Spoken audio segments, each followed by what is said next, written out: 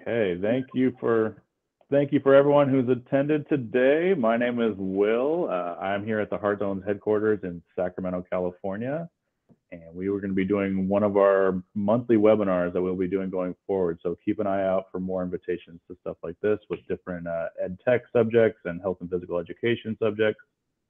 Today we have two presenters, Beth Kirkpatrick, our Director of Advocacy here at Heart Zones, and one of the first teachers in the world to ever use heart rate monitoring in schools. So we're very excited to have Beth talk to us today. And then also Joe Gooden, our VP at Heart Zones, who has been a fitness and health advocate for over 20 years for us. Say hi, everybody. Hi, everybody. Okay, I'm gonna get out of the way here and let Beth take over. Beth, all yours. Well, one of the first things that happened when I started teaching quite a while ago, I taught 20 years in Benton, Iowa. And first thing that happened was I was out doing the cardio test like I'd been taught to do in college. And I had 65 kids every 48 minutes, back to back to back to back classes. And we had to go out and do the cardio test. And it was, at that time, it was the mile run. But in 48 minutes, if you have some kid who's obese or some kid who's not in very good shape, the whole class has to wait. And we did. We had to wait for this one girl who was obese, and she was trying to finish, and she was walking. And at that time, I never thought about heart rate. Nobody ever told me to take heart rate. And in this day and age, you still have the pacer test that most people use, and no one knows heart rate. And it's funny when you do a cardio test, you don't know heart rate before, during, or after, as if heart rate is incidental. And it's actually the most important thing that you should know.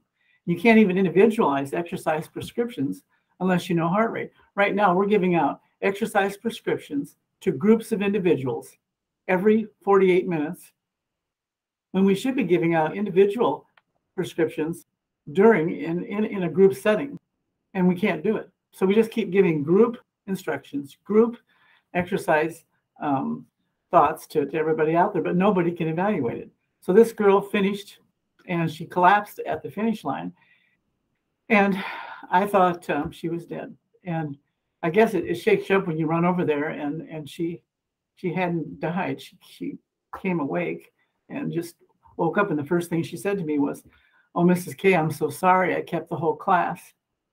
I always do, and I hate myself. I'm sure you hate me.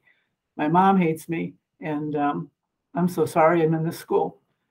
And I, for the first time in my life, I was an athlete. I wanted to coach. I really didn't even want to teach PE, but that went with coaching.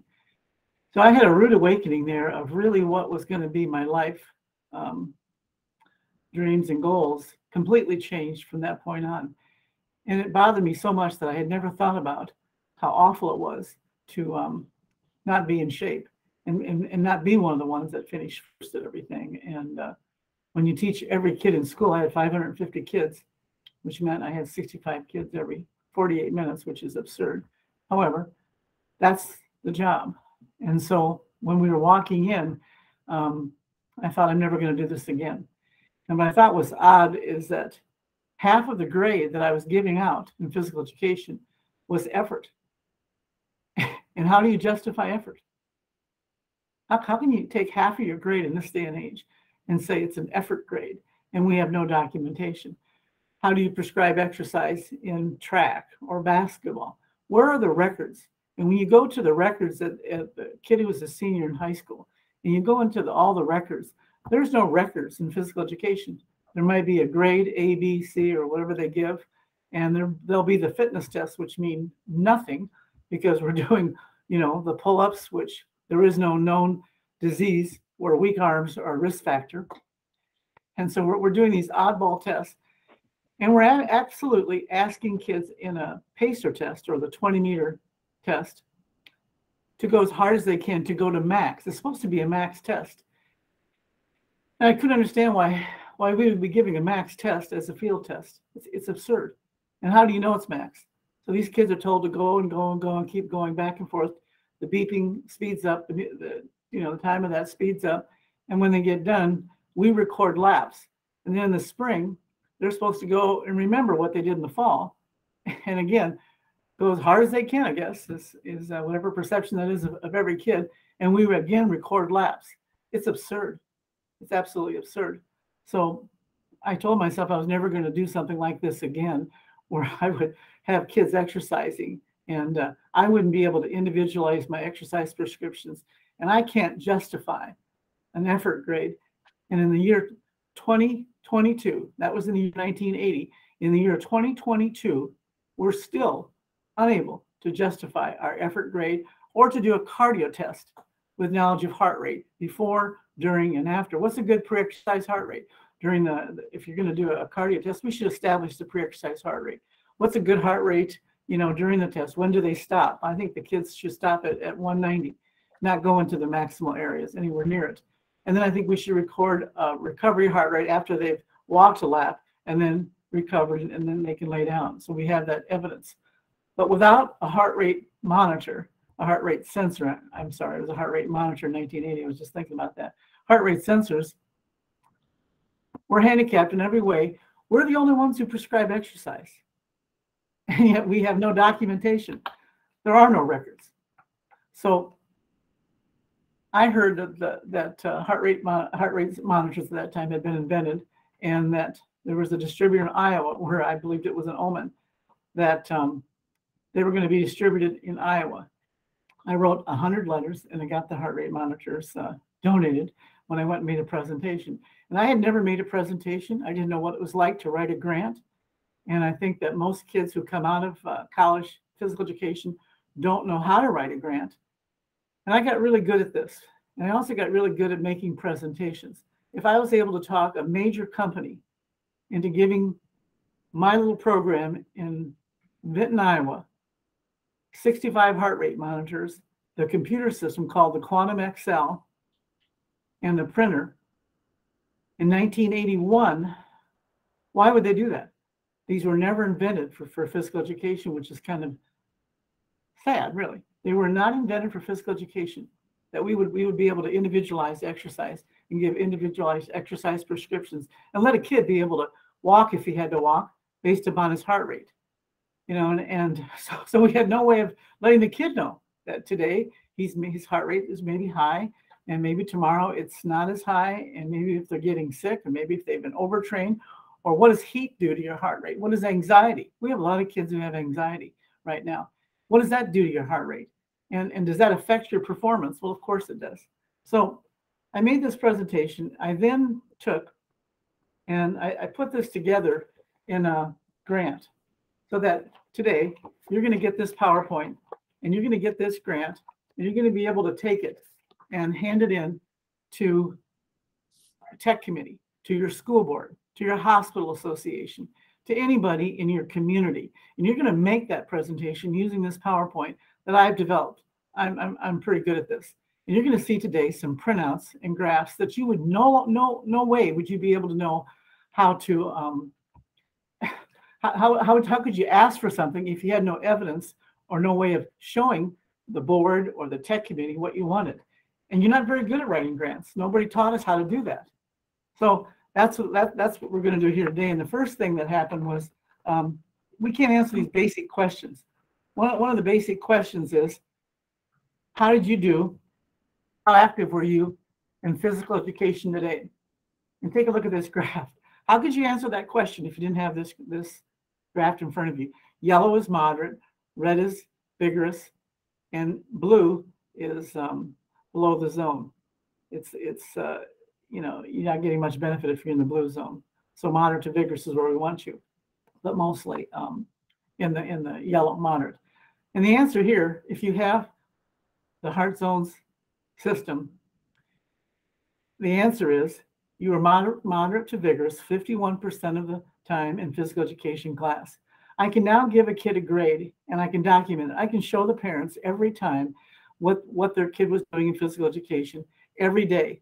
With our technology, you're able to have the kids push one button on the heart zone sensors, and doing that sends the data to the kid, to the parent, and to the teacher. There's no work to the teacher. The teacher should be able to go home at 4 o'clock.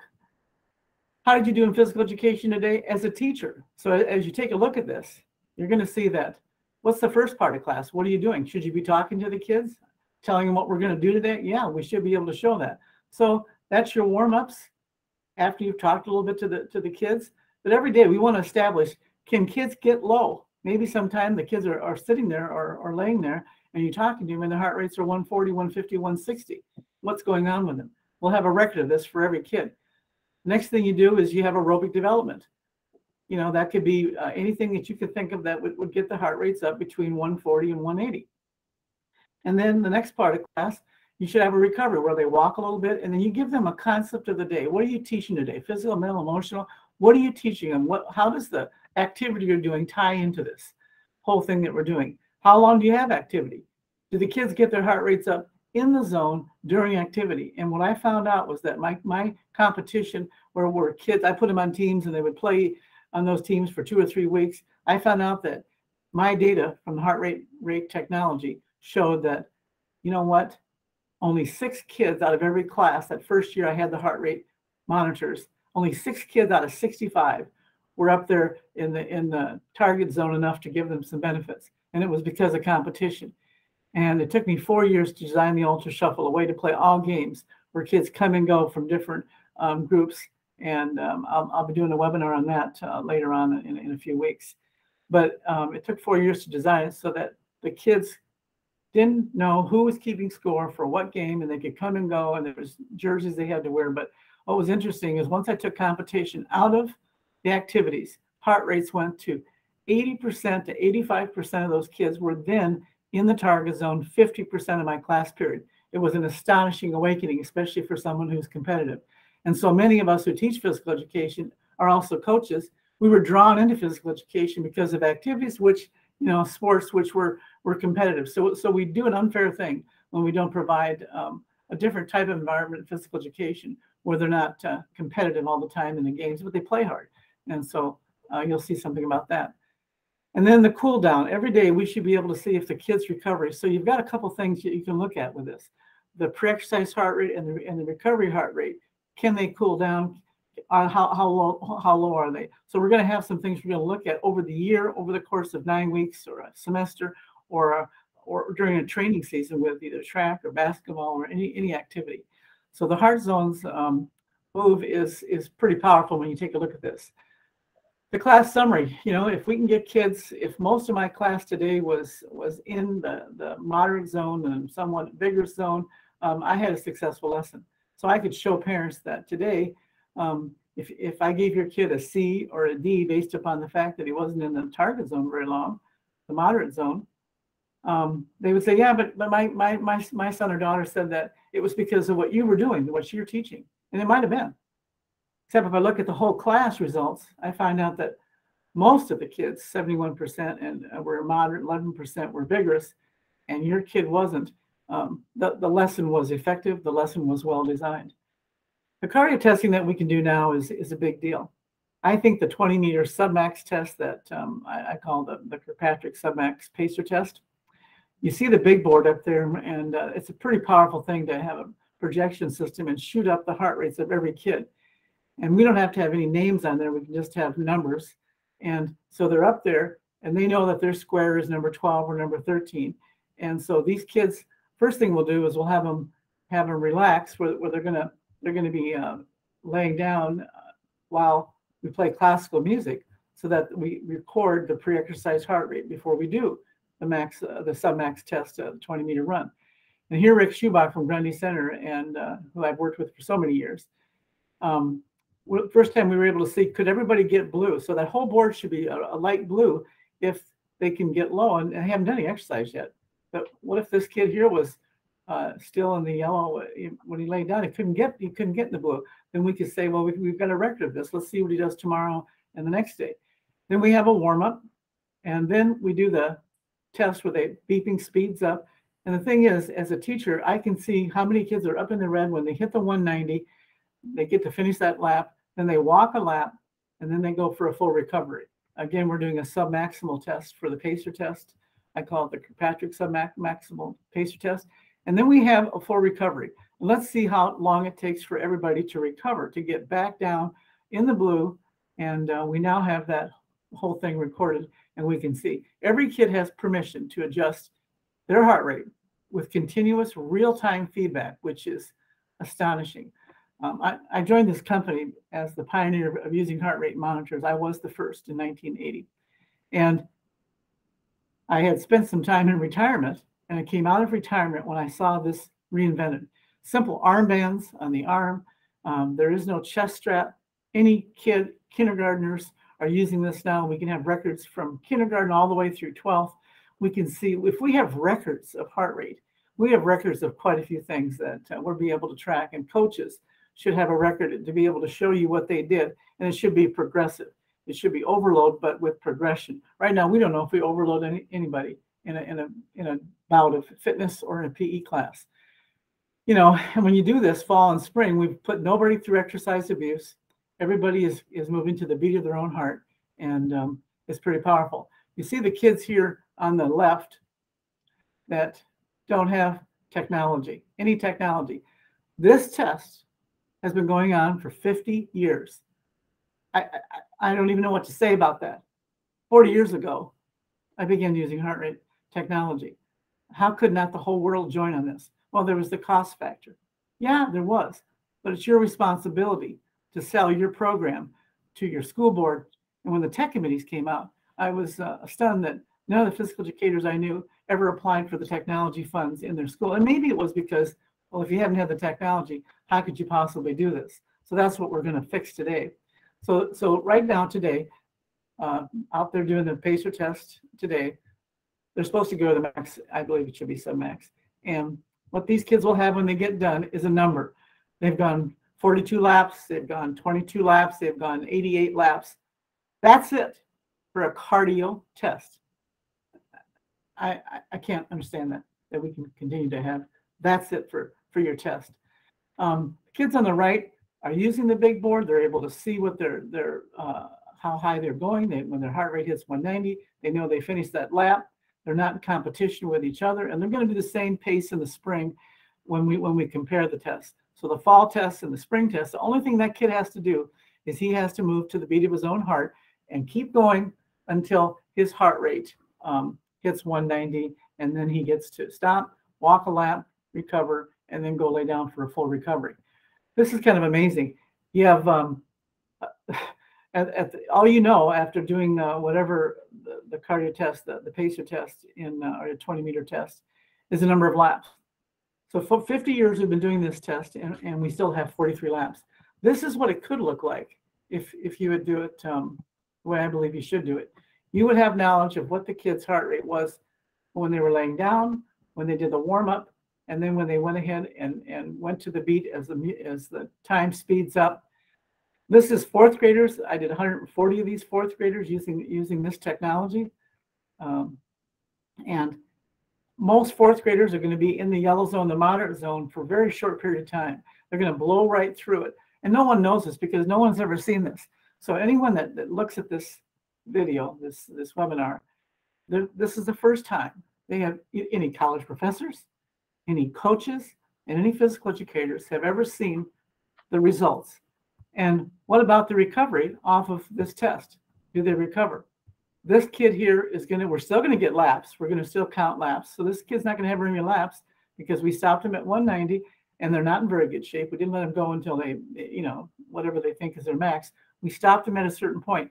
And we do it again in the spring. We're going to hope to see that 254 in the moderate zone by the time they hit the 190. We hope that's going to be 4 minutes, maybe 5 minutes. And by the time they're in junior high and high school, they'll be in excellent shape, we hope, if we give these results. So we're using smart technology to measure fitness and report results. This is the cardio test of a kid who is in great shape. And this is a fourth grade kid in Grundy Center, Iowa. And I didn't know if I'd see a kid like this who actually does show the evidence of having a trained heart. And when I say that, this stuns most people, should stun everybody. Notice how low his heart rate was. That's a sign, one sign of a person who has a trained heart rate, fitness, great cardio fitness. The warm-up didn't even take him into the moderate zone. The kid is in incredible shape. Now the test starts and the beeping starts. Beeping, beeping, beeping. Look how long it took him. He was doing the same beeping, same results, the same timing as the other kid who only had 2 minutes and 31 seconds. This kid took him 7 minutes and 41 seconds to get to his 190. That's the sign, the gradual heart rate, the gradual climbing, and then a very nice recovery. I'm saying here today that no one has seen this printout in America, in the world. Nations are doing this supposedly cardio test that's supposed to be max. It should be submax. And we would find out that we have a whole new generation and a futuristic move. And if you can't get your tech committee, your school board to help you out here and get a system that for $5,000 and simplicity, feasibility for every kid, every day to get this data, not just during the cardio test, but all the time. So this is the funding, the way that the request form is done. And I filled it out for you. It says, state the problem. Well, lifestyle illness facts give physical education a cause to champion. And you see all the things that I've listed for you. 1 out of 3 kids born today are diabetic. The mind-body connection for students. If we don't have technology and data, we're guessing. And I don't think you should guess when you're supposed to be assessing. And the more of stating the problem, the visual evidence portrait, we don't have that, so missing. And it's the only class they take throughout their school years that's responsible for addressing and assessing cardiovascular fitness. And it's in every battery of fitness tests. And yet we put kids at risk without knowledge of the heart rate throughout the school years. It's no wonder we have another generation of kids who may never use technology in physical education. And I believe this, their educational experience has failed to teach them to individualize exercise, and it has perpetuated ignorance through false testing.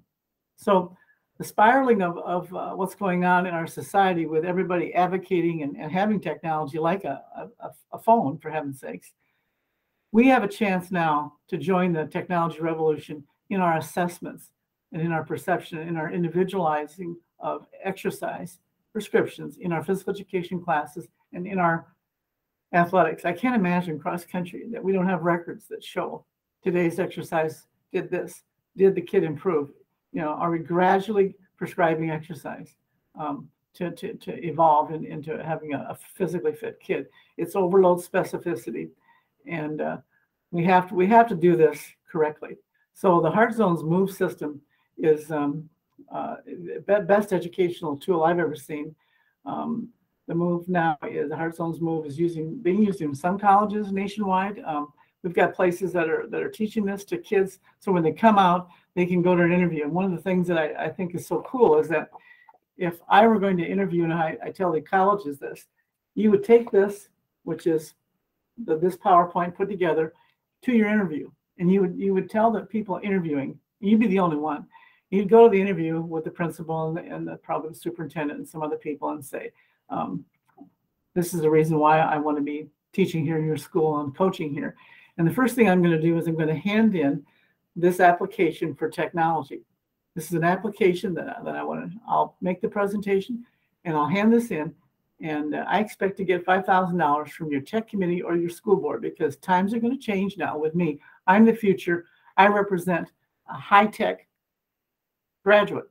And we're going to have documentation and data. And you're going to be able to look at my evidence as the teacher, looking at my exercise prescriptions and my lesson plan design. And the kids are going to get the data. The parents are going to get the data. No one is going to be in the dark ever again. The modernization of the cardio test, of course, is, does this meet your school-wide vision, programming effects of technology? These are all things that I came up with, to identify the correct aerobic pacing, reinforce knowledge of correct exercise intensity, immediate feedback, personal motivation, gives you permission to adjust intensity for your own fitness level, records resting and recovery heart rates, provides effectiveness regarding class time design, that we're going to have to show what we're doing in our classes as far as our format and our curriculum. And there are alternatives. You don't have to run. Sometimes we fail to understand that the obese kids should not be running. That would be the worst thing you could do with an obese kid is have him exercise using running. They should be on exercise bikes. They should be on rowing machines, which would be my number one thing if I were in your school. I would be wanting to get rowing machines. That's the most cool thing for the obese kids. They can have such success, and they will have their heart rate. They're going as hard as they can because they have their heart rate knowledge. And the kid next to them might be going a little bit faster. None of it matters. All it matters is that you're in your zone during this time and you're moderate to vigorous, and we're going to get this. Monitoring special needs kids. We have kids from a lot of times different classes, and we have no documentation on what they're doing. Year after year, we're going to have data, and the school board should be demanding it, actually. So this is a sample technology request form for the Heart Zones move, and what you've seen is this. Actually, I addressed this when I was filling this out, and I think it's the most incredible technology. Simplicity now, feasibility, and affordability, and it doesn't break. You don't have to have batteries. I mean, you don't have to have new batteries. It's rechargeable batteries. It's been phenomenal. And I am so happy. Rick Schubach said to me when I showed him this, and we went and saw this in action with Stillwater Schools in Minnesota, who was the first school to use this and have pioneered a lot of this. It's fantastic. Daryl Salmi, some of those people up there are phenomenal people. It was the feasibility, the simplicity. One button, push it, and stop it at the end of class. The teacher knows what everybody's doing, and the kids know. And if you're a parent sitting there at the bank and all of a sudden you get a beep and you take a look at your kid's heart rate, you're going to show it to everybody at the bank.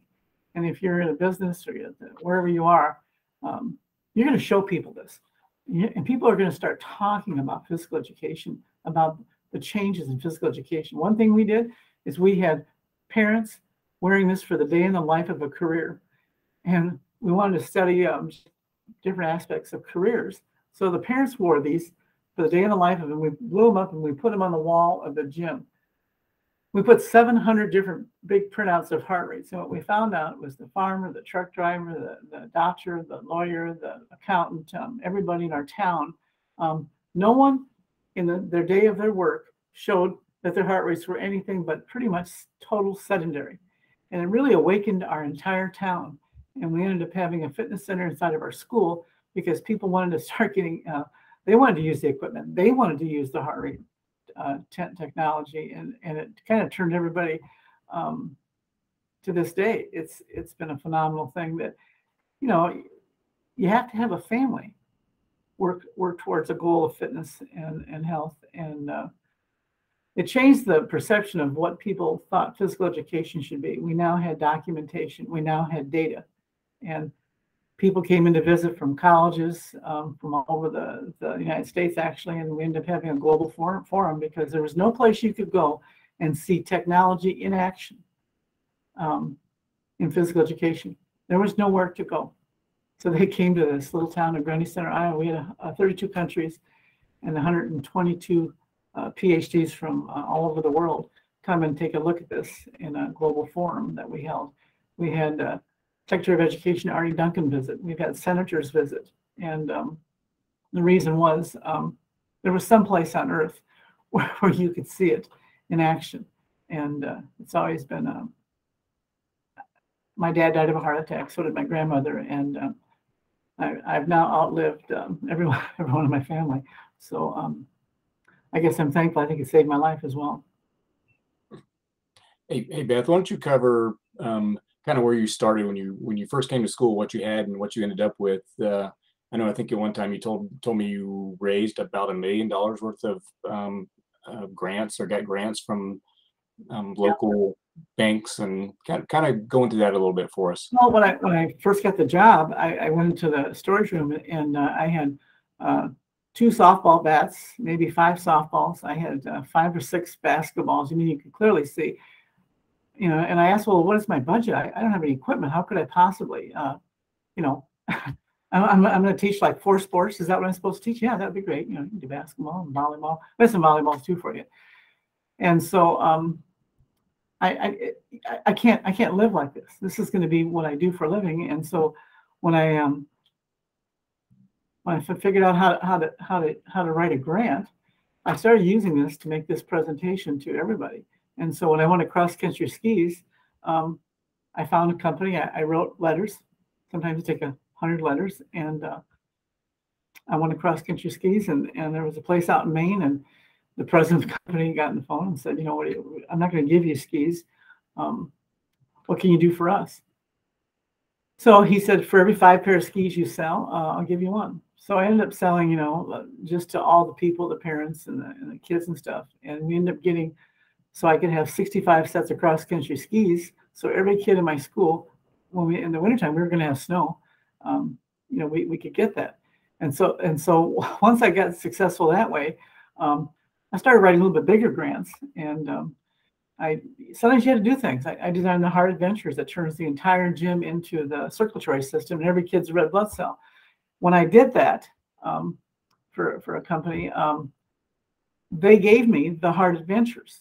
And so, you know, you got to kind of think a little bit about what can you do for them. Nobody's going to just give it to you, but begin to write some pretty big grants. And we were fortunate to get one of the PEP grants at that time. You never know when these things are you ready? If there was another PEP grant initiative where you write and you compete, you know, we got one of the $600,000 grants for this little town in Grundy Center. We were able to get nets that came down from the ceiling, volleyball nets, and set up. And if we didn't want to teach volleyball the next class, we could push a button and they would all go up.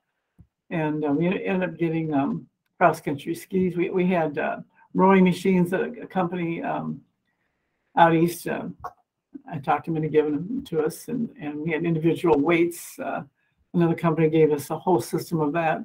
You know, you have to do some things like that to get it. But the big persuasion is that when you go there, I took. There's always a board. There was always like a board of this, a board of that. Whether it was, you know, an Iowa John Deere Corporation or hospital auxiliaries give away money. I took these and I made copies. So I made 7 copies of these, and then I would put them when I went to speak. I'd always say, I want to present before your board.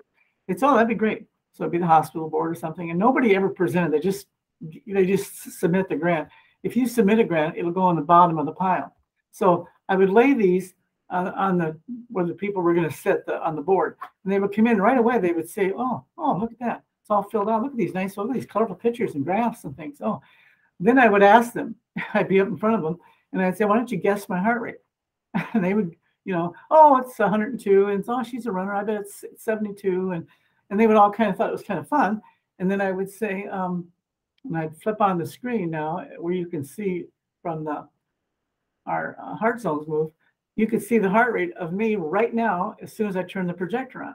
And I would say, no, my heart rate's 85 right now, and it'll probably go up as I get a little bit nervous. And I said, but you see the problem I have? None of the 7 people on this board could guess my heart rate. I have 65 kids. How do you expect me to guess? And do you want me to guess? Do you really want me to guess? If I had this technology, I wouldn't be guessing. And what do you think the boards? When I got in front of a group of people, I never didn't get the grant or the money. I never once. But I think there was something too, coming in prepared, having this really nice. I didn't just come in and ask for it. You know, you have to go above and beyond, and it seemed to work for me. So I know, Joe. Good, thank you. So I'm going to take over here. Thanks, Beth, for that. Beth, you can relinquish your screen for me. Now I'll start mine here.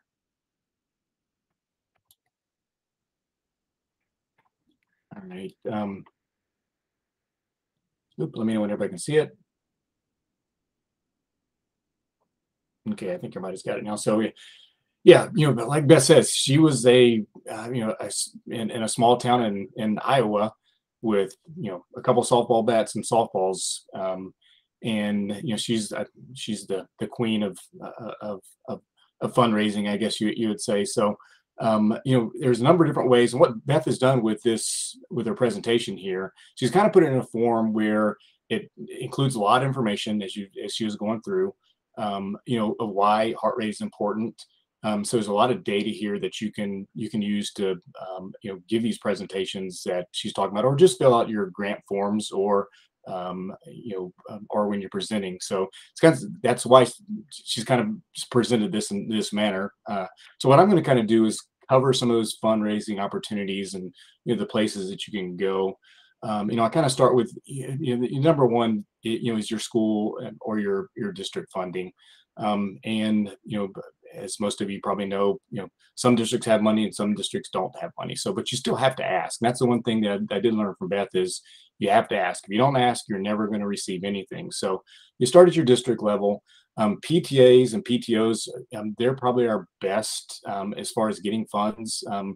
Is the best place to start, especially if you have a PTO that's active or PTA that's active. Especially if you're having runners within those PTAs and PTOs that be using heart rate monitors, so they're familiar with them to start with, and they'll start thinking, why in the world does my child not know what their heart rate is during class if they're working too hard or not working hard enough. So PTAs and PTOs are a great place to start. And then the grants, state and local grants. Here I'm listing a couple pages. We have a page on our website that lists some fundraising or some grant opportunities. Grants.gov is another place to start, and we're going to post the PowerPoint presentation on our website and also the video as well. So you can go and pull these, you pull the presentation down, so these links will be active, and you can click on the links. SparkP is another great place that lists some fundraising or some grant opportunities. Of course, your SE funds, Every Student Succeeds Act funds. There's a link there you can click on to learn more about that. And we also have a webinar that Dr.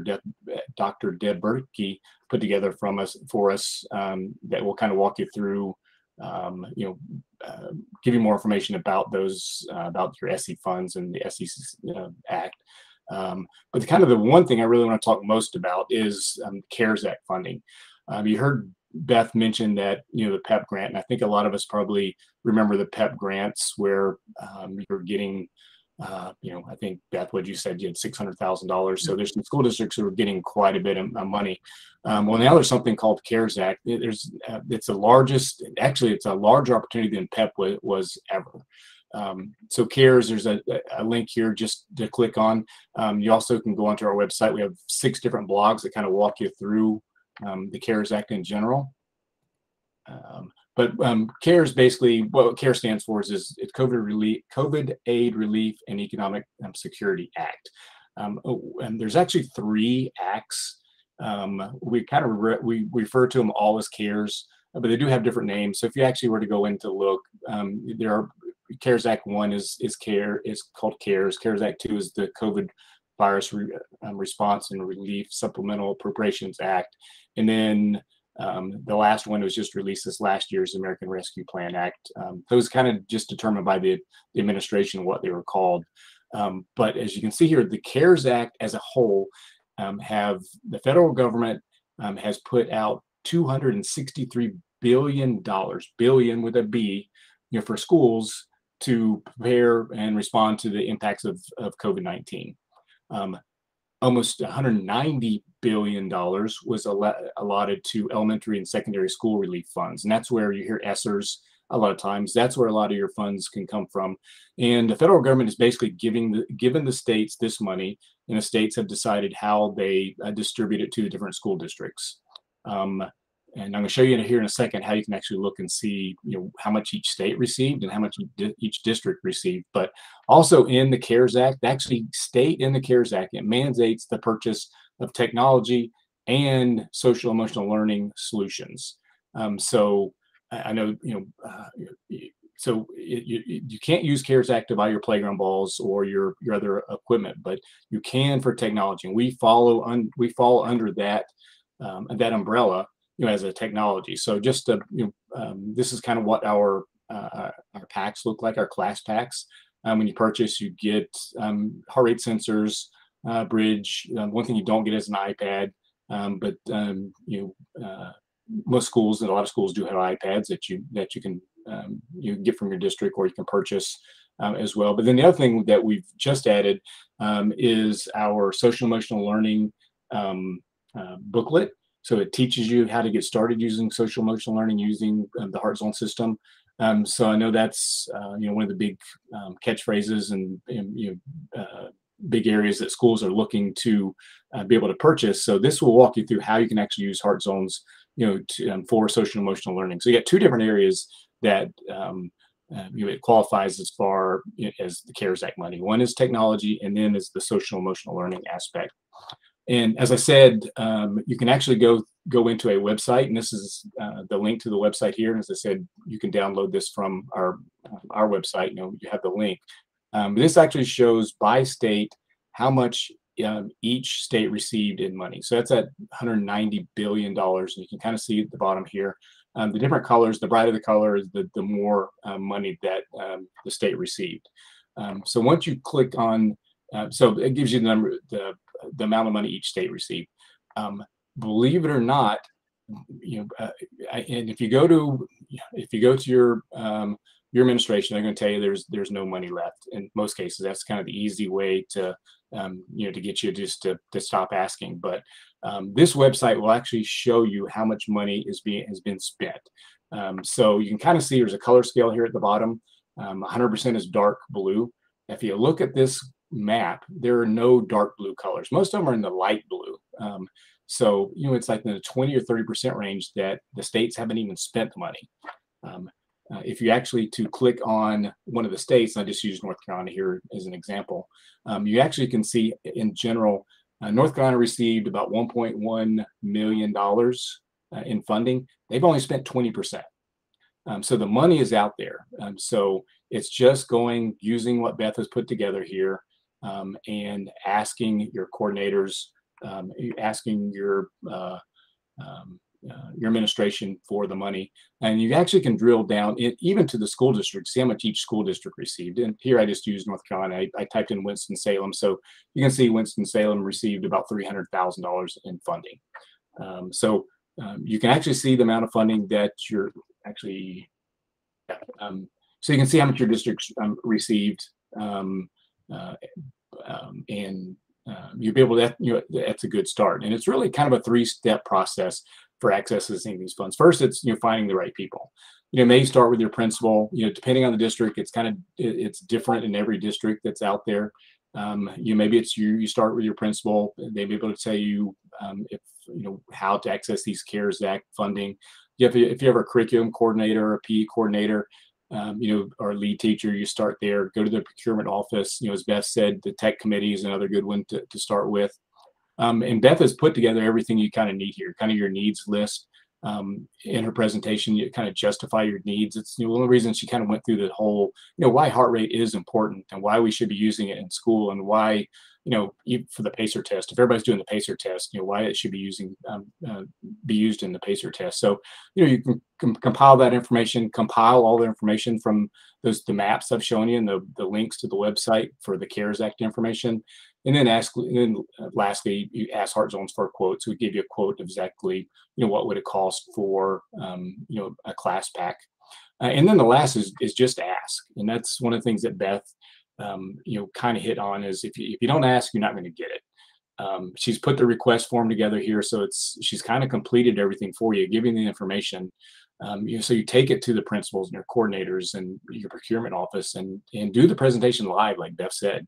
If just handing in something, you're never going to get, well, not ever, but Beth says most time you're not going to get anything. But if you get in front of somebody and actually do a presentation, like that, that Beth has put together here, the likelihood is hopefully you're going to get a little more interest, from your school board or from your coordinator, rather than just asking and submitting.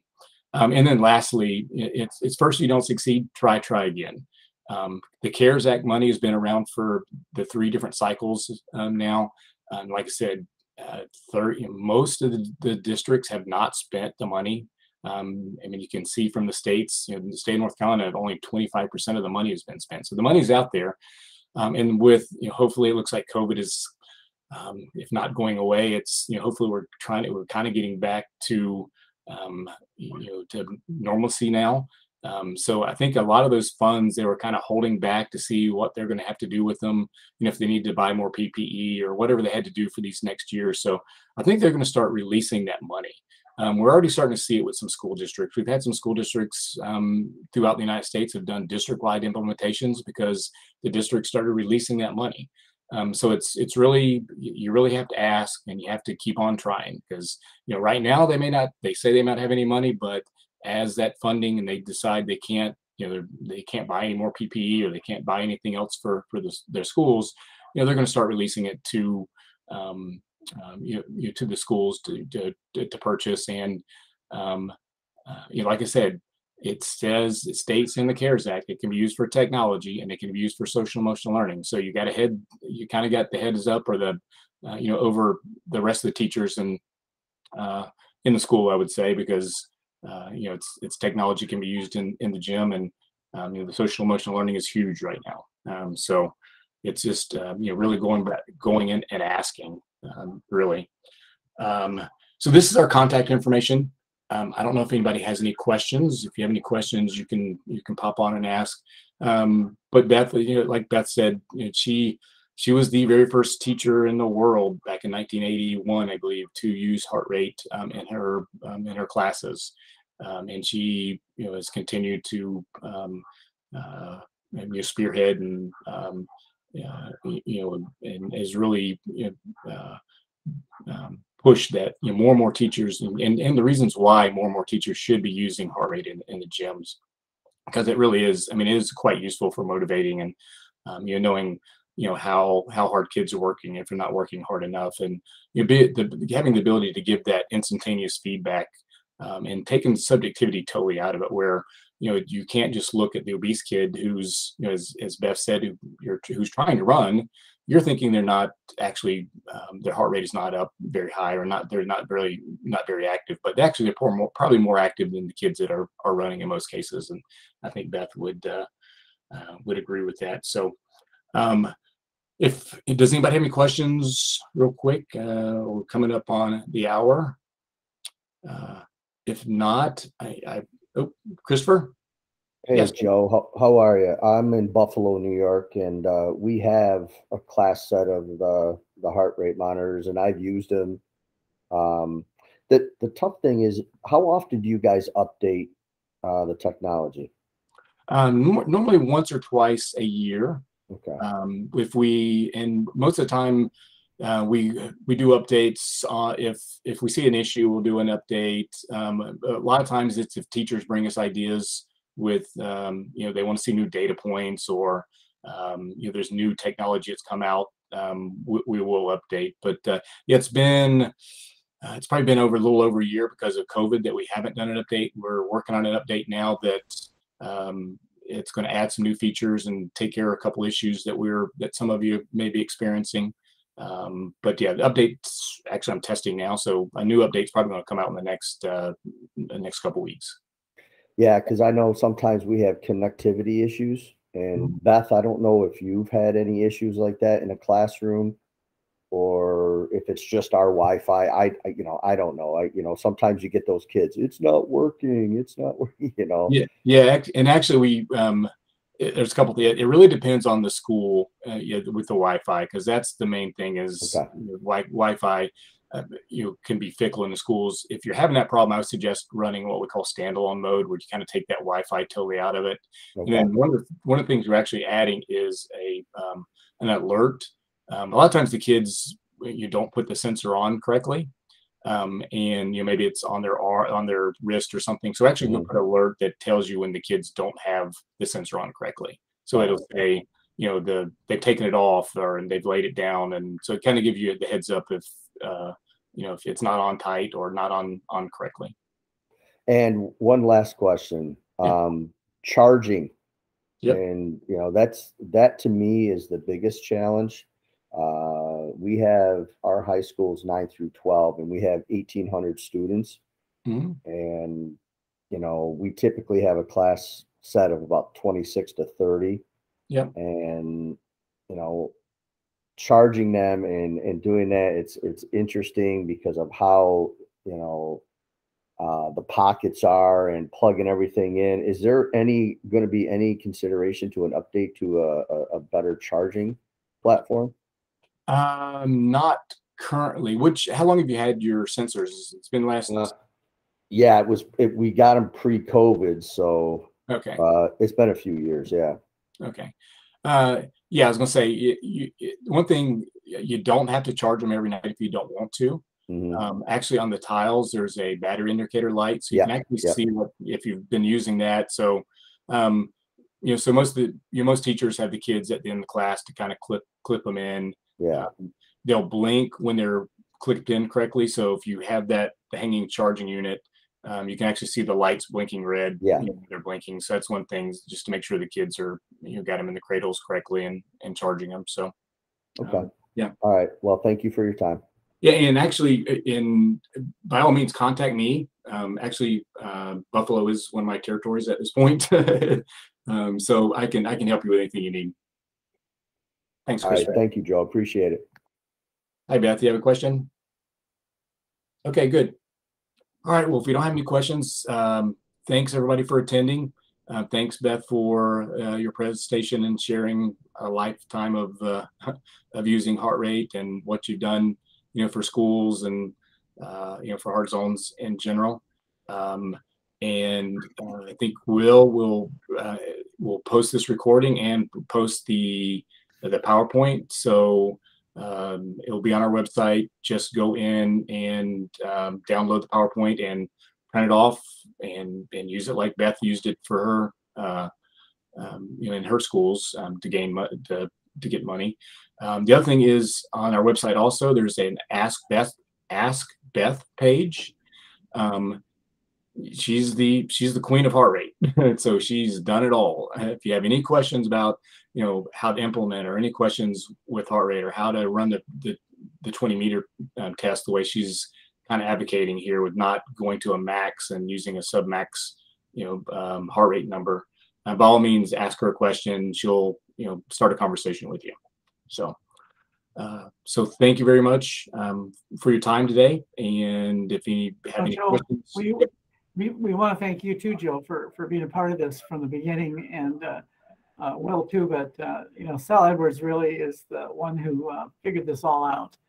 No one had made any changes forever for the 35 years I was involved with them. And I still remember Rick Schubach saying when he came to see him too, he said, I lived and Rick lived, we lived to see the feasibility, and something had to be done, and the affordability and the ease of using them. So it's quite ingenious. So anyway, thank you.